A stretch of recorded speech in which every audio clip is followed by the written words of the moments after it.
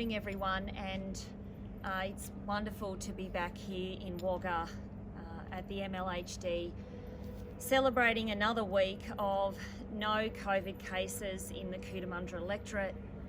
A number of people have recovered that have previously been diagnosed in the Cootamundra electorate, including 2 people in Young, 1 in Cootamundra, and in the north of the electorate, 1 person in the Weddon Shire. And I'm so pleased that that these people have recovered, and I just want to say to them, we're very pleased that you are well again. We know that this has been a very difficult time for you, mostly at home in isolation, but doing the right thing to protect yourselves, your family and our broader community.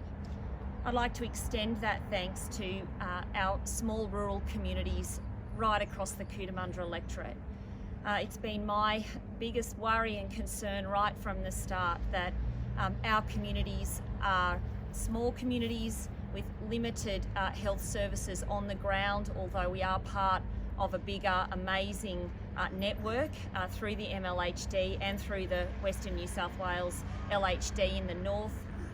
But we are small communities, and we have a lot of elderly people in our communities. More than a third of most communities are 70 years and over. We have a lot of MPSs, as Jill Ludford has explained this morning. A lot of those 14 MPSs are in the Cootamundra electorate, and we have a lot of aged care facilities as well. And so our concern has always been to protect the most vulnerable in our community.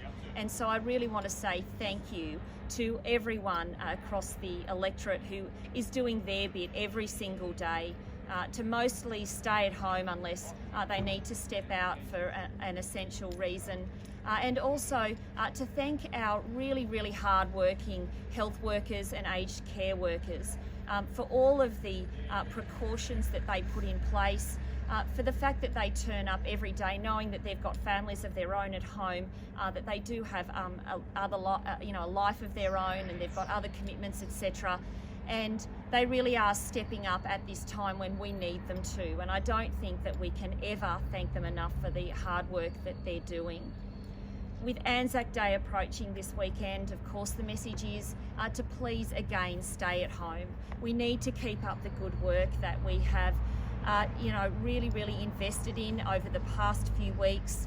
Anzac Day is an important day for our nation, and we can all still recognise the sacrifice of the Anzacs and all of our serving men and women of the Defence Forces by being at home. There are televised services out of Canberra and out of Sydney in relation to the dawn and the main service, and as has already been mentioned, there are also other community-based initiatives, and rural people are so creative and innovative, and at a time like this, that is really shining through. And I'm so pleased to see that there'll be numerous communities doing their own doing their own things to celebrate Anzac Day, and I think that is wonderful.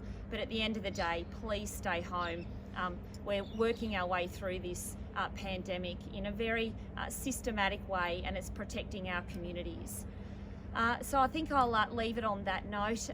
I again would like to say thank you to Jill Ludford and the LHD, and also to Scott McLaughlin and the Western LHD in the top of the electorate. I do know that I'm in Wagga at the moment, but I really do think that our electorate has been so very well serviced by these 2 LHDs who are working around the clock, and they're giving us briefings on a daily basis, and we feel very comfortable with where they're at. They've left no stone unturned, and you've heard a little bit more about that from Jill's perspective this morning in terms of the precautions that they're putting in place to keep our communities safe.